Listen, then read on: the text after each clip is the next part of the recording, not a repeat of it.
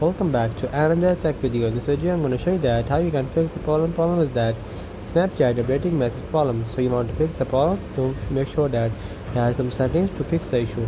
Simply tap on the settings and just go to the connections, and you have to make sure that your Wi-Fi connection, also make sure that VPN is not connected. Simply go back and just go to search bar and simply search a snap from here, just like that. Just snap and just tap on a Snapchat and scroll down and just find a storage. Just tap on storage and just clear the cache from here, just like that.